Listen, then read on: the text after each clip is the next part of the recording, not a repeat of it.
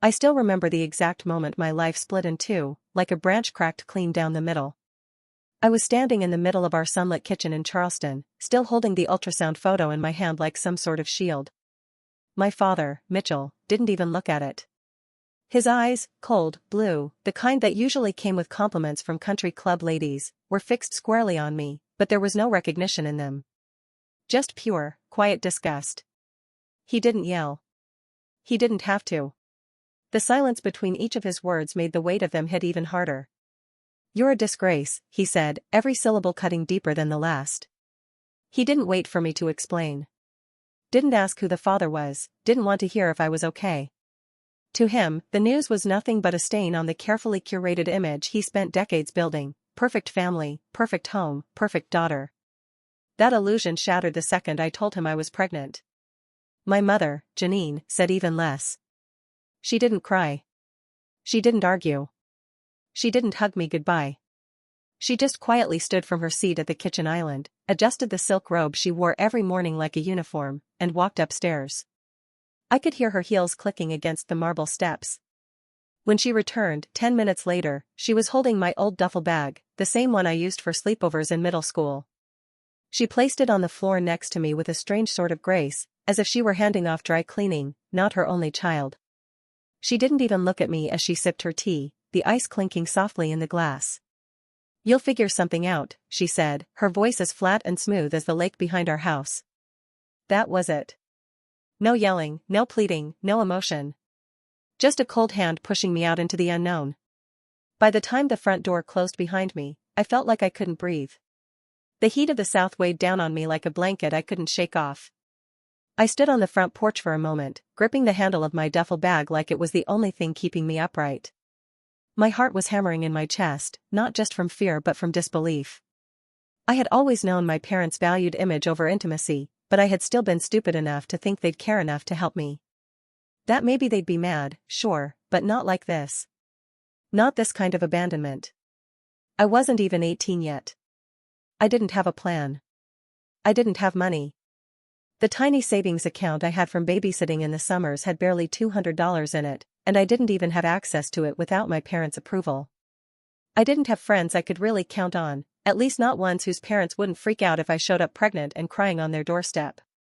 So I just walked. 4 hours. I walked through neighborhoods I only ever saw from the backseat of my dad's Range Rover, past strip malls and gas stations and bus stops. I remember people looking at me, some curious, some suspicious, but no one said anything. I was just another girl walking through Charleston with nowhere to go. By the time the sun started to dip below the horizon, casting everything in that golden-orange hue that makes everything look deceptively peaceful, I was beyond exhausted. My feet were aching. I hadn't eaten all day, and the last bit of energy I had was running on adrenaline and despair. I passed a diner, one of those 24/7 places with flickering neon lights and a faded menu in the window. I considered going inside, maybe asking to use the bathroom, but something stopped me. I was too ashamed. I didn't want anyone to see me, not like this. So I circled around the back, past the dumpsters, and found a little nook between the building and the fence. It wasn't clean. It wasn't safe. But it was hidden. I sat down on the cold concrete and pulled my knees to my chest. The duffel bag sat beside me, still zipped, still untouched. I didn't even know what my mom had packed. I didn't care.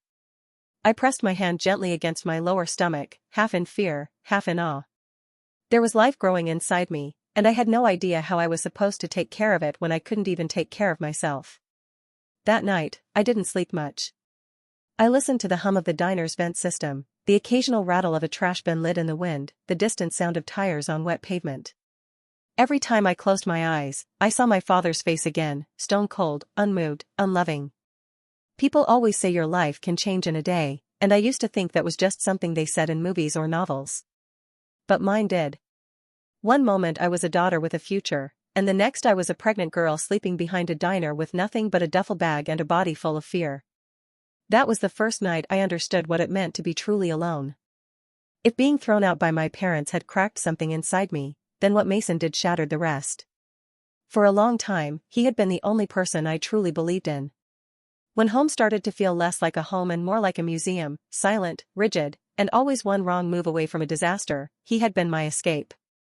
He was the one who stayed on the phone with me late into the night while I cried about my father's impossible expectations or my mother's empty stares. He was the one who kissed my forehead after school and told me I was nothing like them. When he held me, I felt safe, like I had a future that wasn't carved from the same cold marble that made up the walls of my parents' house. We used to sit on the hood of his car by the lake, just talking about everything we'd do once we got out of Charleston. College, road trips, our own apartment where no one could tell us how to dress or what to say. I believed every word. I believed him. I found out I was pregnant 2 weeks after prom. That night, I had worn a pale blue dress that Mason said made my eyes look like the sky just before a storm. He picked me up in a rented limo with a single white rose in his hand, and he told me I was the most beautiful girl he had ever seen. We danced until my feet went numb, and he whispered all the usual things that seem like promises when you're 17 and in love. Forever. Always. Only you. The next morning, I stared at 2 pink lines in my bathroom and cried, not just out of fear, but out of certainty that I wouldn't face it alone. I waited until the end of the week to tell him, choosing a quiet corner in the park where we used to meet after school. He didn't say much.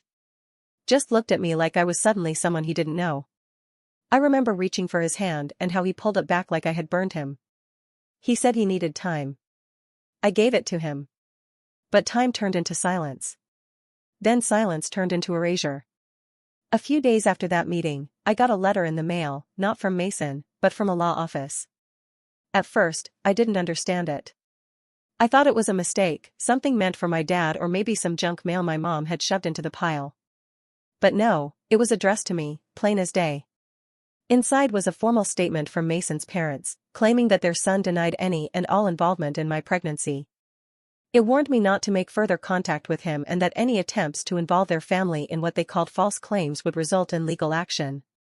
It was cold, clinical, written in stiff legal language that made me feel like I was a threat, not a girl carrying their grandchild.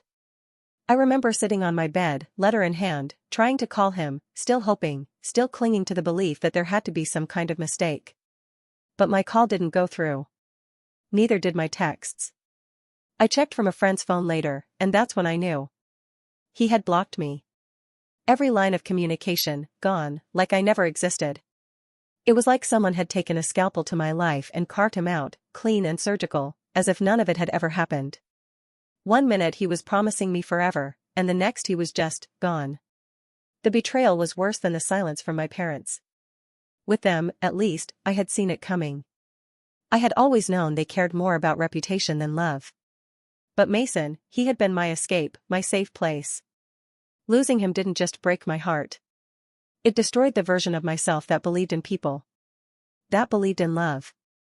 I spent nights staring at the ceiling, wondering what I had done wrong.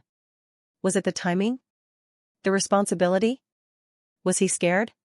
Or was he just never who I thought he was to begin with? I didn't have the luxury of closure. There was no confrontation, no apology, no explanation. Just a dead phone line and a stack of legal threats. His absence was louder than any screaming match could have been. He erased me with the flick of a switch and left me to carry the consequences on my own. And the worst part was that I still wanted to believe he cared. Even after everything, there was a small, desperate part of me that hoped he'd change his mind.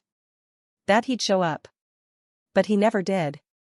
The boy who promised me forever disappeared the moment things got real. And I was left alone with the truth and a life growing inside me that he refused to even acknowledge. Savannah wasn't part of any plan, not that I had one. After a few days drifting around Charleston, sleeping behind buildings and dodging questions with lies I barely believed myself, I used what little cash I had left to get a bus ticket as far as it would take me. Savannah sounded like a place where something could change, or maybe I just liked the way the name felt in my mouth, soft, unfamiliar, not yet ruined by memory. When I arrived, the air felt heavier, thick with late spring humidity and that sweet, earthy smell that always clings to coastal cities. But whatever beauty Savannah offered in brochures or postcards, I didn't see any of it. Not from the sidewalk. The first night, I slept on a wooden bench outside a library that closed too early. I tried to look like I was waiting for someone, but after midnight, no one bought that anymore. A couple passed by me without making eye contact. A security guard told me to move along, but he didn't follow me to see if I did. I wandered until I found another bench tucked behind a hedge near a small park. It wasn't clean, but it was quiet, and that was enough. I curled up with my duffel bag under my head and tried to pretend I was camping, like when I was little and didn't know what real fear felt like. But sleep didn't come easily. Hunger gnawed at me worse than the fear. My stomach hurt so badly it felt like my insides were folding in on themselves. I'd never really understood what true hunger was until I had to choose between a bottle of water and a sandwich and knew I couldn't afford both. Days passed like that. I kept moving, staying invisible, using public restrooms when I could, washing up in gas station sinks, trying to stretch a few dollars into something that resembled meals. I sat on sidewalks and avoided the gaze of every person who walked by with their phones, their lattes, their clean shoes. I used to be one of them. Now I was part of the background. Something to ignore. I felt myself slipping into something quiet and permanent, like I was being erased piece by piece. I didn't cry often. I couldn't afford to. But on the fourth day, as the sun dropped behind the buildings and the ache in my back from sleeping outside throbbed with every step, I broke. I found myself leaning against the side of a parked car in a small lot behind a corner cafe. I didn't know who it belonged to. I just knew I needed to sit, even if it meant getting yelled at. The tears came hard and fast, hot against my skin, and once they started, I couldn't stop. I remember pressing my forehead to my knees and thinking about how small the world had become, just me, the baby I barely felt yet, and a city full of people who didn't see me. That's when I heard the voice. Soft, but firm. "Are you okay, sweetheart?" I flinched, expecting anger, expecting someone to tell me to get away from their car or threaten to call the police. Instead, I looked up into the face of a woman with silver hair pulled into a neat bun and eyes that weren't afraid of me. Her clothes were clean but not flashy, and her voice didn't have that edge of suspicion I was used to. I tried to answer, but all I could manage was some combination of sobs and stammering apologies. I told her I was sorry, that I'd leave, that I wasn't trying to cause trouble. She crouched beside me, not standing over me, not keeping her distance, but meeting me eye to eye. "You look hungry," she said, not as a judgment, but as an observation. I nodded, ashamed. She didn't press for details. She didn't ask where I came from or why I was out here. She just said, "Come with me." And even though every survival instinct in me screamed not to trust strangers, something about her made me stand up. She took me a block down to a narrow building I hadn't noticed before, with an old brass sign above the door that read the Hemsworth Inn. It looked more like a giant old house than a hotel. She brought me through the back entrance, into a warm kitchen that smelled like butter and thyme. I didn't realize how long it had been since I'd smelled real food until that moment. She set a plate down in front of me, roast chicken, green beans, mashed potatoes with gravy, and told me to eat as much as I needed. I tried to say thank you, but I think the way I devoured that food said everything. Afterward, she asked me my name. Just my name. Not what I did, not who I used to be, not what I had done to end up there. When I said Haley, she smiled like it was a perfectly fine name, not the name of a girl who'd been discarded by everyone who once claimed to love her. She told me her name was Eleanor, and she owned the inn, had for years. It had once been her family home. She didn't explain why she helped me. She didn't offer some dramatic story about her past. She just said, people end up where they are for all kinds of reasons. Doesn't mean they need to stay there. That night, she gave me a room on the second floor. It wasn't big, but the bed had real sheets and the window looked out onto a little garden. I stared at the ceiling for hours, unable to sleep, still half convinced it was a trick or a dream. But it wasn't. That moment, her kindness, that warm plate of food, that room, it didn't fix everything, but it saved my life. It was the first time in weeks that I didn't feel like trash someone had thrown away. For the first time in a long time, I felt like maybe I had a chance. Eleanor didn't just save my life, she rebuilt it from the ground up, brick by brick, word by word, with a kind of discipline wrapped in elegance that I'd never seen before. The morning after she took me in, I expected a catch, some condition, or at least a warning that it was all temporary. Instead, she brought me a set of neatly folded clothes, nothing fancy, just clean, well-kept, and told me to meet her in the lobby at 8 sharp. I didn't know it then, but that was my first lesson. Show up. On time. Presentable. Always. It wasn't about vanity, it was about control, about dignity, about refusing to let the world see you unravel even when it had every reason to expect that you would. She didn't sit me down for lectures or hand me manuals. Her teaching happened in motion, during check-ins, in the rhythm of phone calls, in the way she watched people when they thought they weren't being watched.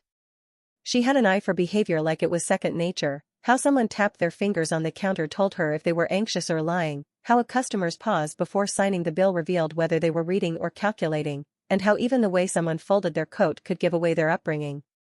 Most people speak long before they open their mouths, she told me one afternoon as we reorganized the front desk files, and I remember writing it down that night like scripture.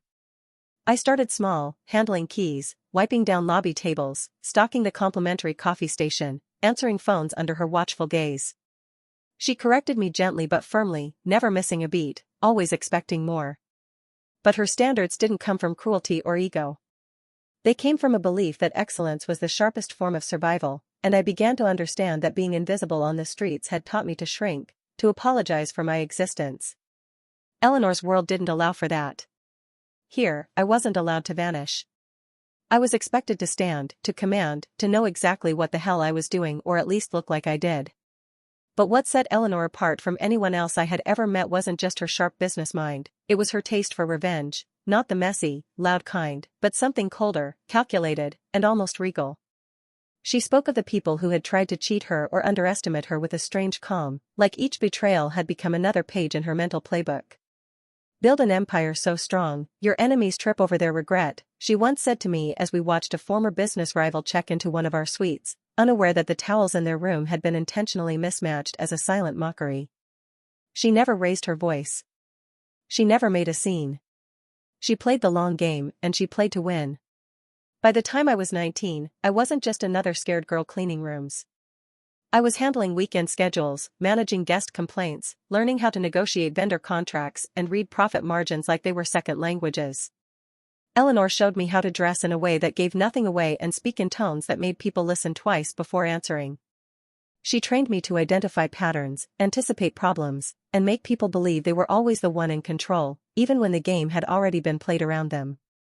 Every morning started with strong coffee, crisp routines, and a new puzzle she wanted me to solve, whether it was a double booking she swore was deliberate or an employee acting strangely with the cash drawer. She didn't just teach me how to run a hotel. She taught me how to run a room. How to command it. How to read the air before walking into a conversation. How to let silence work in my favor. And when she spoke about revenge, it was never with venom. It was with clarity. Never fight fire with fire, she told me once as we watched a storm roll in from the porch. You wait. You grow. You make yourself untouchable. Then you light your own torch and burn them down with success. By the time I was 22, I wasn't just Eleanor's apprentice, I was managing the day-to-day operations of the Hemsworth Inn. She had stepped back without ceremony, never announcing my promotion, simply beginning to direct staff through me instead of around me. She watched from the background, still sharp, still involved, but with a kind of quiet pride that didn't need to be spoken aloud. I had learned everything she was willing to teach, and I had learned it well. The girl who once cried behind a diner, with nothing but a duffel bag and a fading belief in herself, had become a woman who understood power, control, and the value of silence over begging. Every decision I made came from a place of intention. I knew what every guest wanted before they asked. I knew how to diffuse tension with a glance, how to draw out truth from half-smiles and silence, how to never give away more than I chose to. I had become everything Eleanor had molded me to be, sharp, composed, and always 10 steps ahead. And though I rarely spoke of the girl I had been, I carried her with me like a scar I refused to cover up. Because she was the reason I understood the importance of empire, of strategy, of rising so far above the people who discarded you that they wouldn't recognize your voice when you finally spoke again. I thought I understood loss by then, thought I had already survived the worst versions of it, but life has a cruel way of proving you wrong when you start to feel steady. The miscarriage happened quietly, without drama, without warning, like something slipping through my fingers while I wasn't looking. One moment there was a future inside me, fragile but real, and the next there was only an emptiness that no amount of logic could soften. The doctors spoke in careful, measured tones, using words meant to protect me, but all I heard was the finality in their voices. I walked out of that hospital feeling hollowed out, like my body had betrayed me in the same way people always had. Grief didn't come all at once. It settled into me slowly, heavy and persistent, showing up in the spaces between tasks, in the quiet moments before sleep, in the way my chest tightened when I saw a mother push a stroller past the inn. I kept working. I kept smiling at guests. I kept answering emails and managing staff like nothing had changed, because that was what I had been trained to do. Control the surface. Never let the cracks show. But at night, alone in my room, I would sit on the edge of the bed and press my hand against my stomach out of habit, only to remember there was nothing there anymore. That realization never hurt less, no matter how many times it repeated. Eleanor never tried to fix it. She never offered empty reassurances or told me everything happened for a reason. She simply stayed. She adjusted my workload without announcing it, made sure I ate, left tea outside my door in the evenings without knocking. When I finally broke down in front of her, weeks later, it wasn't dramatic. I didn't scream or sob uncontrollably. I just told her I felt like something essential had been taken from me, something I had already loved in ways I couldn't explain. She listened, really listened, and then she said something that stayed with me. "Grief doesn't mean you're weak," she said calmly. "It means you cared deeply. And that's not a flaw." It was Eleanor who brought up adoption, not as a replacement, not as a solution, but as a possibility. She didn't push. She planted the idea and let it sit, trusting me to decide when and if I was ready. I spent months thinking about it, researching quietly, attending meetings, sitting in rooms with people who spoke about hope in careful, reverent tones. I was terrified of wanting something again, terrified of loving something I could lose, but I realized something important during that time. Fear had already taken enough from me. I refused to let it dictate the rest of my life. When I met Logan, everything else went quiet. He was small, impossibly so, with a shock of dark hair and a calmness that felt ancient somehow, like he had already decided the world was worth observing before reacting to it. The moment I held him, something inside me settled, not healed completely, but aligned, like a compass finally pointing north. I named him Logan because of a street in Savannah I used to walk every day during my hardest months, the street where I learned how to survive without asking for permission. It felt right to give him a name rooted in resilience, in rebuilding, in becoming something stronger than what you were handed. From that point on, nothing in my life was accidental. Every decision I made was deliberate, every move calculated with both love and foresight. I structured my days around stability, built routines that offered safety without rigidity, created a world for Logan where chaos didn't get to make the rules. Eleanor watched all of it with quiet approval, never interfering, never doubting my capability. She trusted me completely, and that trust became the foundation I built everything else on. I understood then that preparation wasn't just about business or survival anymore. It was about legacy.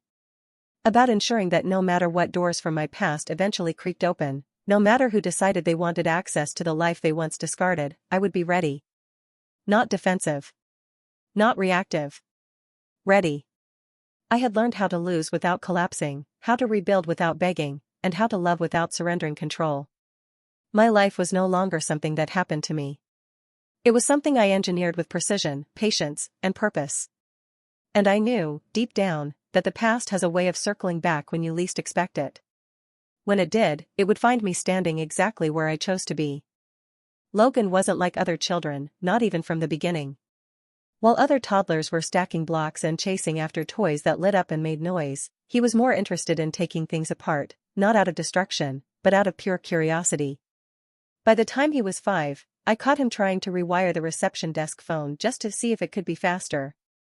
He watched everything, people, systems, routines, and the way his mind worked scared me sometimes, not because there was anything wrong, but because there was so much brilliance packed into that small body that I wasn't sure the world would know how to handle it.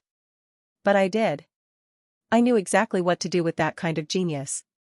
I had trained for it my entire adult life. By the time he was 10, he had already sat through dozens of staff meetings at the inn, not because I made him, but because he wanted to understand how it all worked. He'd lean on the edge of the conference table with his chin in his hand, listening while vendors pitched updates to our reservation software, and then later he would ask me, in that serious tone he used when he was thinking, why the interface was so slow or why we couldn't just create our own system. I told him he could try if he wanted, thinking it would be a passing interest, maybe a short-lived experiment like most kids have. But 2 weeks later, he showed me the beta version of what would become our first internal management app, coded and designed entirely by him, with a clean interface, color-coded tabs, real-time analytics, and features I didn't even know we needed until he explained them. At first, I thought it was just a novelty, impressive, yes, but still something small and local. I had underestimated him, not his intelligence, but his instincts. He didn't just build a useful tool, he solved a problem that every independent hotel and an owner faced: disconnected platforms, inefficient systems, outdated software. He bridged the gap with something intuitive, elegant, and adaptable. I could have kept it in-house, used it quietly, let it be our little secret. But I saw what he had done, and I knew an opportunity when it was staring me in the face. More importantly, I knew exactly how and where to place it. I began reaching out, not to investors or big companies, not yet. I knew better than to rush. I chose tech bloggers, small business hospitality forums, niche newsletters, places where I knew people like my father, Mitchell, still kept tabs, quietly, from behind their screens, pretending not to care about trends while obsessively watching for the next big thing. I crafted press releases, strategically modest, focusing on the boy genius angle, not the revenge buried underneath. I pitched the story under anonymous tips, pretending to be a tech journalist who had stumbled upon the app while traveling. I let the story simmer, let it breathe, just enough to attract the kind of attention that couldn't be ignored. Within weeks, local media picked it up. They loved the angle: a 10-year-old boy from Savannah who had developed a hotel management app that was outperforming older, clunkier systems used by major brands.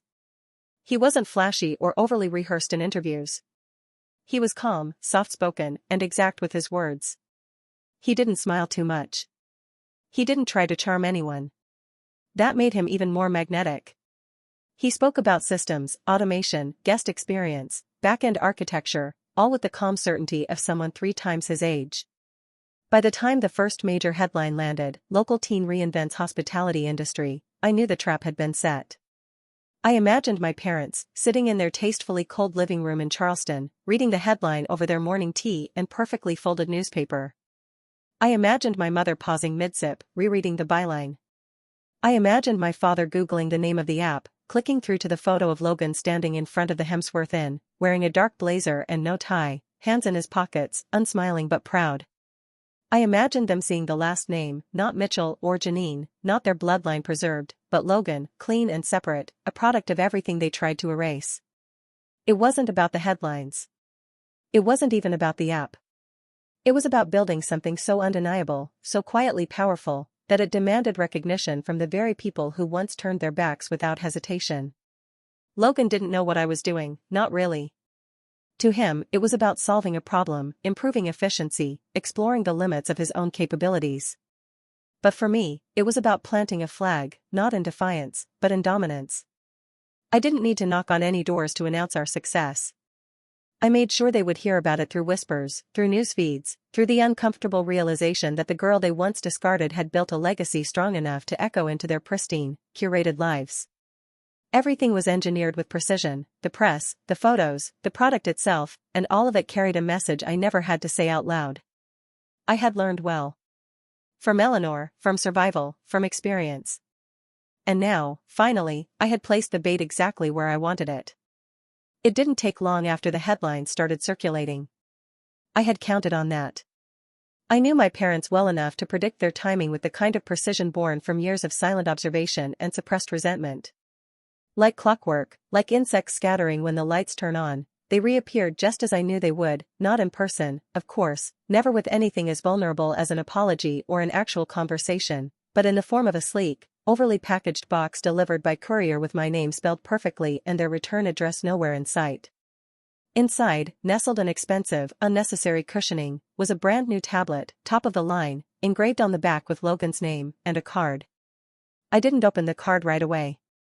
I knew it would be some carefully calculated blend of formality and sentiment, the way they always communicated affection through money because they never learned how to do it with words. When I finally did read it, I wasn't surprised. The handwriting was my mother's, her elegant cursive shaped by years of correspondence classes and social conditioning, and the message was exactly what I expected: short, coldly affectionate, and manipulative in its simplicity. To our brilliant grandson, it read, "We're so proud of you. Let's reconnect. Love, grandmother and grandfather." There was no mention of the years they left me to rot. No acknowledgement of the night they tossed me out like garbage. No apology. Just the assumption that they could smooth over nearly a decade of silence with expensive glass and metal, that they could buy their way back into the life I built without them. I stood in the kitchen, card in one hand, tablet in the other, staring at the ridiculous absurdity of their audacity. And then I laughed.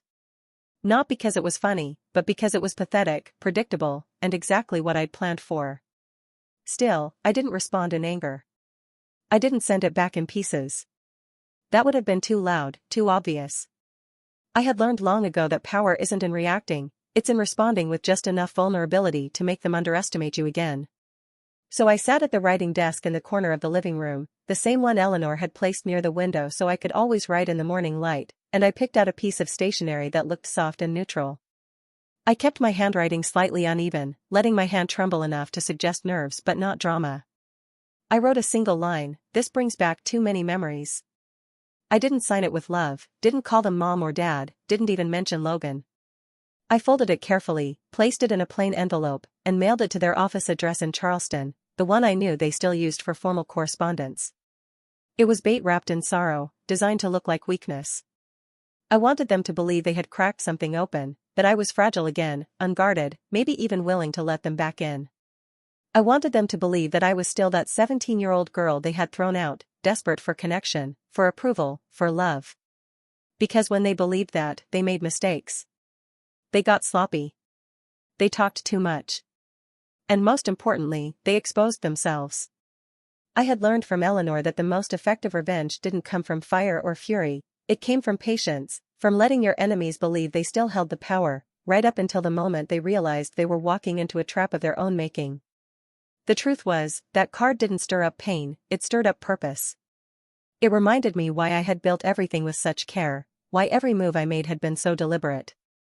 Not just to survive, not even just to thrive, but to be ready for this moment when they would come crawling back, pretending to remember a version of themselves that never actually existed. They thought the tablet would impress Logan. They thought the card would soften me. They thought I was still playing a game they controlled. What they didn't realize was that I had written the rules now, and they were already several moves behind. By the time the second package arrived, this one a leather-bound children's book embossed with Logan's initials, I knew the clock had started ticking. Their interest wasn't affection. It never had been. It was calculation, leverage, legacy. But what they didn't realize was that they weren't dealing with a helpless girl anymore. I wasn't crying behind diners or sleeping on benches. I wasn't reaching for them in the dark. I had built my life with steel, and they were walking straight into a furnace they didn't even see coming. I had a friend named Marissa, someone I met during a cybersecurity training Eleanor insisted I take years ago, back when we were transitioning the hotel systems to digital. Marissa was quiet, smart in a way that made people uncomfortable, and had a sense of humor so dry it could flake paint off walls.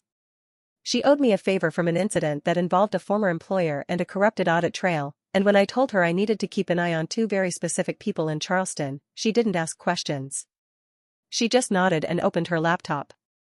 Within days, she was feeding me screenshots, search histories, flagged IP pings, login activity across forums that clearly belonged to my father and mother, masked under poorly set up aliases that wouldn't fool a child. They weren't subtle. My mother had spent hours on parenting law websites, clicking through articles about grandparent rights in Georgia, downloading PDFs, highlighting sections, revisiting legal forums where other estranged relatives discussed how to gain access to a child they had no legal claim to. My father had spent even more time on more aggressive content, searching terms like how to sue estranged daughter, prove unfit parent, gain custody through family court, all while hiding behind fake user profiles and burner email accounts that Marissa peeled open in under 10 minutes. They hadn't just sent gifts, they were laying groundwork, believing they could build a case, that their status, their wealth, their reputation could still override reality. The kicker came when Mason reached out. I hadn't heard his voice in over a decade, but I recognized it instantly, slightly deeper, maybe, but with that same oily smoothness he'd always used to lie. He left a voicemail first, the tone sickeningly sweet, opening with "Hey, Haley. I've been thinking about things a lot lately." He talked about Logan, about wanting to make amends, about hoping we could talk about the future, for the sake of our son. I almost dropped the phone from laughing. Our son. The same child he denied even existed, whose existence he threatened me over through his parents' lawyers, who he blocked before the first ultrasound had faded from memory. Now, Logan was valuable. Now, Logan was leverage. I played the message for Marissa. She rolled her eyes and set me up with a recording app that ran automatically the second his number called again. I took his calls. Every single one. I kept my voice calm, steady, neutral. I let him talk. I asked innocent questions. I pretended to be cautious, hesitant, maybe even open. I mirrored his tone. I never argued. I never gave him the satisfaction of emotion. I let him say everything he wanted to say while the app captured every word, every manipulation, every rehearsed apology, every low-effort attempt to paint himself as a victim of youth and confusion. He said he wanted to be part of Logan's life. He said he made mistakes. He said he didn't know how to fix things, but maybe, just maybe, we could figure it out together. The longer he talked, the more confident he became, and the more he revealed, his parents still advising him, a possible lawsuit just in case, an offhand mention that he had looked into shared custody, even though there was no biological or legal foundation for any of it. It was all fiction. But I wanted the whole book. Every call was timestamped, backed up in triplicate, stored in cloud folders with silent alarms if anyone tried to access them. I cross-referenced the audio with Marissa's data, their searches, their emails, their private browser sessions. My father was drafting statements. My mother had already spoken to a retired family lawyer. Mason's mother had been in contact with a private investigator. They were organizing. Plotting. Confident that they still had the power to bend the world around their whims. That their last name, their money, their threats could still dictate the terms of my life, and now, of Logan's. But what they didn't know was that while they were laying their trap, I was tightening mine. I wasn't trying to win them over. I wasn't giving them a second chance. I was collecting evidence, giving them the rope, watching as they happily wounded around their own necks. I had learned from the best. I had learned to stay quiet, to wait, to build foundations so solid no amount of wealth or influence could shake them. I had learned that the most powerful weapon wasn't rage, it was control. They thought I was emotional. They thought I was nostalgic. They thought they could catch me off guard by pretending to care. What they didn't realize was that I wasn't just documenting their descent. I was curating it. Every file. Every voicemail. Every search. Every lie. All neatly labeled, time-stamped, and waiting for the day they'd try to come for what they thought belonged to them. I wasn't hiding. I was watching. And I was letting them dig their own graves, one smug click, one condescending phone call at a time.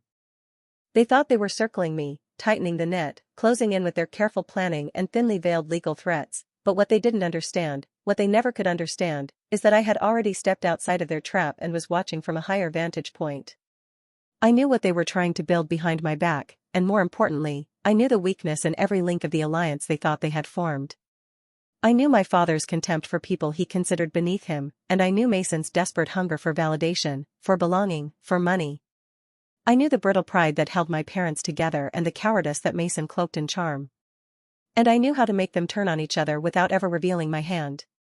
I created 2 email accounts using encrypted services, no traceable metadata, no real identifiers, and began sending carefully crafted messages just irregular enough to feel authentic, just vague enough to stir panic. To my father and mother, I posed as an anonymous employee at a private equity firm who had once worked with Mason. I told them he'd been embezzling from a former employer, that he was quietly shopping around Logan's name to tech investors, hoping to use the app's rising value for personal gain. I wrote with urgency, as if I were doing them a favor. I said, "You didn't hear it from me, but he's planning to move fast, he doesn't want you involved once the money starts moving." To Mason, I went in softer, playing the role of a family insider, someone who'd overheard a private call. I wrote, "They think you're unstable. They're already working with a lawyer to have you removed from all future filings. I wouldn't trust them if I were you." I attached a fake document, just a few lines of text mocked up to look like the opening of a formal disinheritance notice. It didn't need to be real. It just needed to look real enough to trigger the paranoia I knew was already living rent-free in his head. It worked faster than I expected. The first signs came in subtle changes. My parents stopped sending gifts. Mason's tone in our recorded calls became clipped, uneasy, like he was balancing 2 spinning plates he couldn't control. Then came the explosion. According to Marissa, the email traffic between them spiked, angry subject lines, sudden calendar removals, flagged messages with attachments. She intercepted a voicemail Mason left on my father's work line, his voice high and cracking with frustration. "You're hiding something from me," he hissed. "Don't play dumb. I know what you're doing." Then, one afternoon, I answered another one of Mason's calls. He was furious, unhinged in a way that broke through even his usual slippery charm. "You're playing us," he shouted, not even bothering with the fake niceties anymore. "You've been turning them against me, haven't you? They don't answer my calls. I saw what they're planning. You think I'm stupid?" I said nothing. I let the silence stretch long enough to feel like confirmation, then gave him just enough of a tremble in my voice to suggest fear. He hung up on me mid-sentence. That same night, I received a transcript of a phone call between Mason and my father, caught by one of Marissa's backdoor systems. It was even better than I imagined. My father's voice, cool but cracking, barked into the receiver, "You never had our trust. You were a liability from day one. Don't pretend this is some great betrayal, you were never family." Mason, sounding wounded, desperate, spat back, "I should have known you'd do this. You used me to get to her. You're all the same." The call ended with a slam of the receiver on my father's end, followed by silence. The alliance was dead. The fracture I'd engineered didn't just split them, it poisoned the well. From that moment forward, none of them could fully trust each other again. They were too proud to ask direct questions, too paranoid to believe any answers. Every interaction became laced with suspicion. Every message dripped with subtext. I didn't need to watch them unravel. I could feel it in the silence between communications, in the sudden lack of coordination, in the way they no longer moved as one but scattered in different directions, each certain they were being betrayed. I had learned from Eleanor that sometimes the best weapon isn't what you do, it's what you let people do to themselves. Give them a nudge, a whisper, a crack in the foundation, and the rot will spread on its own. I didn't have to lie about who they were. I just had to reflect it back to them. I let them see the truth in each other, and once they did, they couldn't unsee it. And as their carefully crafted plans collapsed into accusations and bitterness, I sat quietly, untouched, watching them choke on the chaos they had once tried to feed me. The Georgia Tech conference was packed wall to wall, buzzing with the energy that always surrounds innovation, the kind of room where names are made and futures are quietly rewritten in the space between a standing ovation and a carefully worded headline. The auditorium had the polished sheen of corporate prestige, glass and steel, precise lighting, a curated list of sponsors, and a guest list full of investors, tech executives, journalists, and students desperate to absorb brilliance through proximity. Logan, now 11, stood at the edge of the stage like he had been born there, not a trace of nerves in his posture, just the steady confidence of someone who knew he had earned his place and wasn't asking permission to speak. The lights dimmed slightly, and the conference's moderator introduced him with all the polished excitement of someone who knew they were watching the future walk onto the stage. The audience applauded, warm but still cautious, unsure of how seriously to take a keynote speech from someone not yet old enough to drive. But within minutes, Logan had the entire room leaning forward. He didn't open with metrics or demos. He opened with a story. He spoke about systems, yes, and about his app, about efficiency and legacy software failures and how small operators in the hospitality industry were being left behind by bloated tech built for corporations. But then he shifted. Seamlessly. Calmly. Into something more personal. He talked about support, about environments that either feed creativity or suffocate it. He spoke about second chances, about people who create opportunity not by force, but by quietly showing up day after day. Family, he said, pausing just enough to let the word settle in the air, isn't always who you're born to. Sometimes, it's who refuses to let you disappear. And right then, like clockwork, the screen behind him flickered. A pre-recorded video began to play, and I watched from the wings as Eleanor's face appeared on the massive screen above him. Her hair was pulled back neatly, her voice clear and unmistakably calm, even across a sea of attendees. "Logan," she said, "and to anyone who's ever been abandoned, dismissed, or underestimated, family isn't who shares your blood. It's who shares your pain, who lifts you when life tries to bury you, who chooses you again and again, even when you're broken." She looked directly into the lens then, eyes steady, and added, "And sometimes, the best revenge is becoming exactly what they said you never could." The silence that followed was dense, heavy, electric. I stepped onto the stage without being introduced. No one moved to stop me. Logan turned and smiled slightly before stepping aside to make space for me beside him. I took the microphone, not to make a scene, not to shout or accuse, but to finish the story in a voice they couldn't ignore anymore. "There's something I want to clarify today," I began, my voice even, clear, echoing through the auditorium with the weight of every year I had carried this. Logan isn't my biological son. I adopted him when he was a baby, after losing my own child, my first and only pregnancy, over 10 years ago. It was the hardest thing I've ever survived, and I don't say that lightly. I was 17. I had been kicked out of my home. Abandoned. Left to figure out what to do with grief so heavy it crushed every part of me. And when I adopted Logan, I didn't do it to replace the child I lost, I did it because he needed someone to fight for him, and I needed someone to believe in again. I paused, let the silence settle again before continuing. My parents, Mitchell and Janine Carter, are not here today. And they won't be attending any future events in Logan's life. Not because I'm keeping them away, but because they signed away all legal rights to me over 7 years ago. No guardianship. No inheritance. No recognition. It was their choice. And I honored it. There was a wave of uncomfortable shifting in the audience, a current of whispers moving from row to row. I met it with calm. They tried to re-enter our lives recently, not out of love, but out of entitlement. Because they saw success and thought they had a claim to it. But success doesn't erase abandonment. A headline doesn't rewrite history. A gift doesn't undo silence. I looked over at Logan, who stood proudly beside me, watching without fear. I turned back to the audience. This child, this brilliant, driven, terrifyingly smart child, owes nothing to anyone but himself. And I owe him the truth. He is not a product of legacy. He is not a symbol of redemption. He is a testament to what happens when you pour love and structure and belief into someone society overlooked. And he is my son. The applause didn't come immediately. First came the silence, thick and charged, a kind of collective pause as the truth settled in like gravity. Then someone stood. Then another. Then it spread like fire, roaring through the room until the sound was deafening. I didn't look for cameras, but I knew they were rolling. I didn't check my phone, but I knew the clips would spread. I didn't care. That wasn't the point. This moment wasn't revenge for me. It was clarity.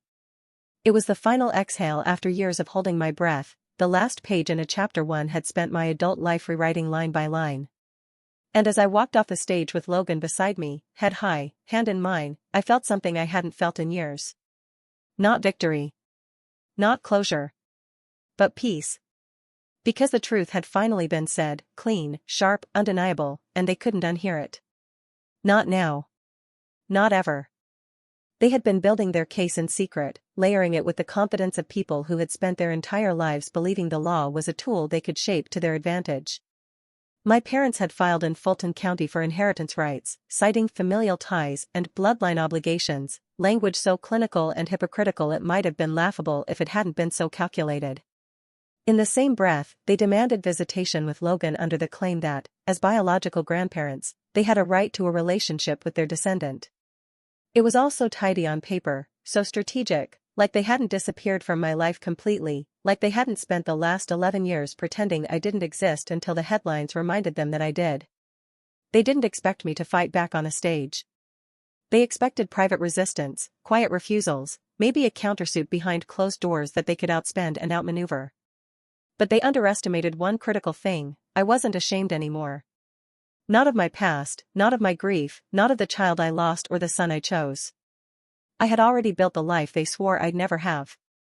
And this time I wasn't going to protect their image by meeting them in silence. What they didn't know, what no one in that conference room knew, was that while Logan spoke, while Eleanor's video played, while I told the truth, my lawyer was waiting backstage with a briefcase full of receipts. Signed documents. Certified mail records. Dated and notarized statements that showed exactly what they had done. 7 years ago, in a cold office with a notary present and legal counsel on both sides, my parents signed paperwork that irrevocably severed their rights to me and any future family I might have. They had done it freely, without coercion, and with the kind of language that left no room for interpretation: full release of legal guardianship, financial interest, and inheritance rights, both mine and any biological descendants. My lawyer stepped out as I finished my last sentence on stage, dressed like she'd been born in a courtroom, navy pantsuit, slick bun, and a folder marked with gold tabs. She didn't need a microphone. The room was silent enough to hear her heels strike the stage. In one smooth motion, she opened the folder and held up the signed documents for the cameras, for the crowd, for everyone who still thought power could be bought with shame and reputation. "These are certified legal documents," she said clearly. "Signed by Mitchell and Janine Carter, witnessed and filed on record. They relinquished all rights, custodial, financial, familial, 7 years ago. The lawsuit they filed last week is based on a claim they nullified with their own hands." She paused then, just long enough for it to sting. They were informed prior to filing that this document existed. They chose to proceed anyway. She reached into the folder again and pulled out 2 crisp restraining orders, still warm from the court's processing office that morning. She held them like exhibit pieces and handed them to a pair of neutral process servers waiting just off stage. They moved into the crowd without hesitation, cutting through the rows of silent onlookers until they reached the Carters, my parents, Mitchell and Janine, seated near the middle, flanked by lawyers who had already gone pale. When the papers were served, it was quiet for half a second longer, and then came the audible gasp. A full auditorium exhaling at once. Murmurs shot like lightning from row to row, cameras pivoted, journalists surged forward with questions they'd been too cautious to ask before. Phones were raised, live streams flickered into place, hashtags formed before I stepped off the stage. My parents didn't speak. My father looked like someone had slammed a door in his face mid-sentence. My mother tried to stand and leave, but the press crowded the aisle, and for once in her perfectly manicured life, she had nowhere to go. The footage went viral in under an hour. Not because of who I was, but because of what they had become. Their names, Mitchell and Janine Carter, were no longer associated with wealth or reputation or family philanthropy. They became something else entirely. Synonymous with greed. With abandonment. With the kind of calculated cruelty that tries to crawl back when the cameras turn on. Every article referenced the documents. Every clip of the restraining orders being served played on a loop with bold red headlines: "Wealthy couple disowned daughter, now suing for inheritance of adopted grandson." The irony wasn't lost on the public. They were eaten alive. But none of that mattered to me as much as what came afterward. Not the trending tweets, not the headlines, not the TV anchors repeating my name. What mattered was that Logan stood beside me through it all, watching not with fear, but with clarity. He understood. And what mattered most was that I didn't flinch. I didn't hide behind lawyers or whisper my truth in a courtroom. I stood in front of the world and said it plainly, while they crumbled under the weight of their own hypocrisy. They had built the gallows themselves. All I did was pull back the curtain and let the world see. The fallout didn't happen all at once, but like any well-planned detonation, the damage rippled outward with surgical precision. My parents' business, an old money investment firm that survived for decades on the illusion of stability and moral superiority, began hemorrhaging investors the same week the footage from the Georgia Tech conference hit national news. Clients didn't want to be associated with scandal, not when the headlines painted them as manipulative opportunists who tried to strong-arm custody of a child they had no legal claim to. Quiet phone calls were made. Scheduled meetings were cancelled. Withdrawals began discreetly at first, then in a flood.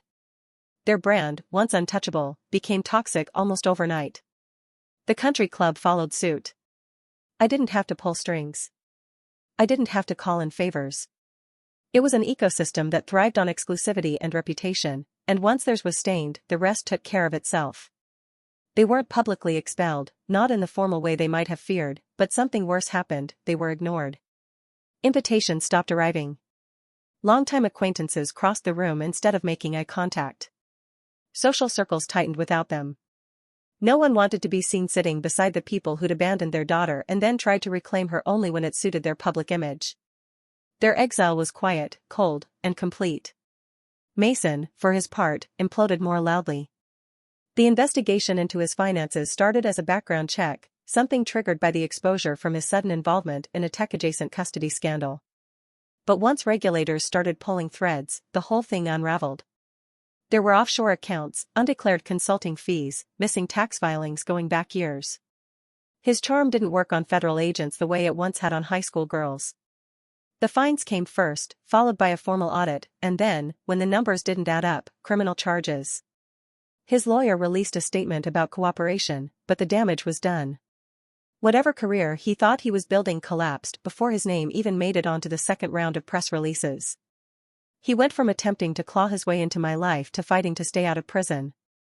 And while they crumbled, publicly, predictably, I built.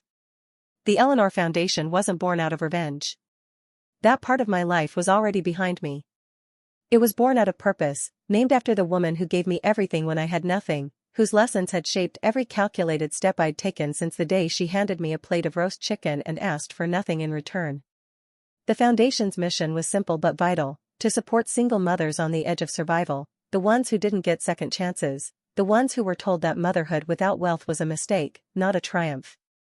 We offered housing stipends, legal aid, job training, childcare grants. We built a network where no woman had to choose between safety and dignity. It was everything I wished I had when I was 17, when the world closed its doors on me without hesitation. The ribbon-cutting ceremony took place in front of the Foundation's first community center, an old library we'd renovated into offices, classrooms, and a safe drop-in space. It was warm that day, late spring in Savannah, with the kind of breeze that carried memory. Logan stood at my side in a navy button-down, proudly holding the oversized scissors like they were a sword. Cameras flashed. Reporters whispered. But I wasn't thinking about them. I was thinking about how far I'd come from sleeping behind a diner, from walking the streets with nothing but a duffel bag and a name no one wanted to say. I thought about Eleanor's voice, always steady in my ear, telling me to build something so strong they'd trip over their regret. I thought about the long nights of grief, the mornings of grinding work, the years of learning how to rise without asking for permission. And then I turned to Dylan. My lawyer, my partner in strategy, in rebuilding, in everything. The man who didn't try to save me, but stood beside me while I saved myself. He had been there through it all, through the legal battles, the planning, the execution. Always steady, always clear-eyed. I reached into my pocket and pulled out the ring. He laughed, not because it was funny, but because it was perfect. I proposed to him right there, in front of everyone, not as a stunt, not for show, but because I had waited long enough to speak only when I had power behind every word. He said yes without hesitation, and Logan cheered so loudly the crowd joined in. There was no bitterness left in me. No lingering anger. I didn't need vengeance. I had legacy. I had a son who called me mom without hesitation or confusion. I had a future that didn't need to erase the past but stood in defiance of it. My family wasn't formed by obligation or bloodlines or public appearances. My family was chosen, deliberately, fiercely, and without apology. And now, finally, the name they once tried to erase would outlast theirs. Not as a warning, but as a monument.